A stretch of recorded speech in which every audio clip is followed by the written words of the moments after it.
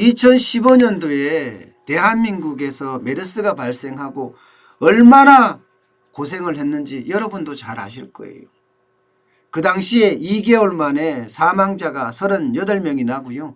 확진자가 186명까지, 그리고 누적 격리 인원이 16,693명까지 확대가 됐었어요. 그야말로 발원지가 사우디아라비아였는데 그 사우디아라비아를 제외하고 나면 가장 많은 사망자 확진자를 냈습니다. 그야말로 우리 보건체계에 처참한 성적표를 기록했을 때예요. 당시에 이런 사태 다시 겪지 말자, 마치 징비록처럼 말입니다. 유성룡이 썼던 징비록처럼 임진왜란 같은 건 다시 겪지 말자면서 징비록을 집필을 했었잖아요. 그런 것처럼 메르스도 백서를 썼습니다. 백서를. 보건복지부하고 대한의사협회가 말입니다. 6개월간에 걸쳐서 방대한 백서를 내놨습니다. 그런데 4년 만에 우한 폐렴, 신종 코로나 바이러스 감염증이 다시 도래를 했어요. 그런데 이 백서가 무용지물이 되고 말았습니다. 도대체 읽어봤나요? 260쪽입니다. 260쪽. 이 백서만 읽어봤었더라도 지금 이 같은 그런 혼란은 안 왔을 거예요. 4년 전에 진짜 호되게 메르스 사태를 겪어놓고도 지금 무슨 우리 영양체계, 국가 감염병에 대한 영양체계가 달라진 게 있나요? 적폐 세력이라고 해서 정치적인 보복을 가했을 뿐 국가 시스템은 변한 게 없습니다. 이게 초기 대응에 실패했으니까 이렇게 나타나는 거 아니에요? 메르스나 우한 폐렴이나 동일한 코로나 바이러스입니다. 사스도 비슷합니다. 사스 때는 잘 막았잖아요. 지금 요번에 보세요. 메르스 때하고 진짜 비슷한 게 초기에 메르스 때 이 감염력에 대해서 정확히 판단하지 못했습니다. 또한 환자의 동선에 실패했습니다.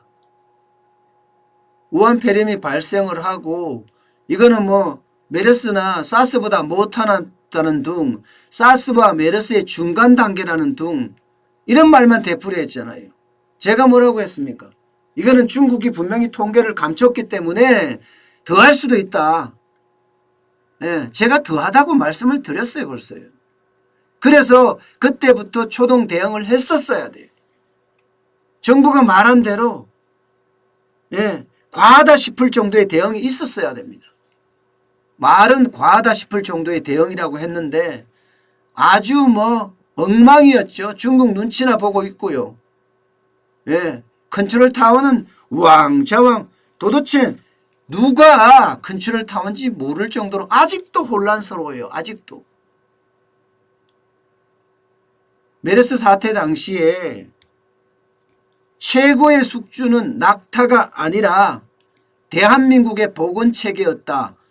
이런 비아냥거림이 있었거든요. 지금이 그런 거 아닌가 싶어요. 메르스 사태 때도 보세요. 컨트롤 타워가 부재, 컨트롤 타워가 혼란스러워서 리더십이 부재했죠.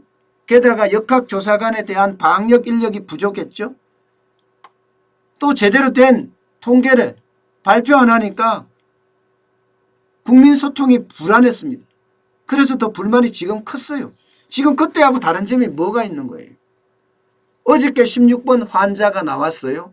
그리고 부산에서는요, 우한에서 온 3사람이 행방불명, 연락두절이라고 해야 되나? 연락이 안 된다고 합니다. 지금 그들은 어디서 어떻게 돌아다니는지 알고 있지도 못할 거 아니에요. 게다가 보세요. 질병관리본부가 컨트롤 타워인가요? 아니면 보건복지부가 컨트롤 타워인가요? 일단 이원화되어 있습니다. 여기에다가 정세균 또 국무총리는 본인이 컨트롤 타워라고 이야기할 정도로 지금 여기에 또 올인하고 있어요. 갑자기. 초기 대응에 실패했다. 이게 총리의 잘못이다 하는 이야기들이 계속해서 나오니까 본인이 일정을 다 취소하고 여기에 또 몰입하는 형국이에요. 그러면 보세요. 질병관리본부가 있죠. 복지부가 있죠. 총리실이 있어요. 이미 난맥상이 드러나는 거예요. 여기에다 청와대까지 하면 뭔가 일사불란하게 움직이는 그런 모양새가 지금 없다. 이렇게밖에 지금 판단할 수가 없습니다. 사실 정세균 국무총리는 우한 교민을 수송할 때 현장에 나타나지 않았습니다. 예, 그러면서 권력기관 개혁 브리핑에 나서기나 하고 이게요.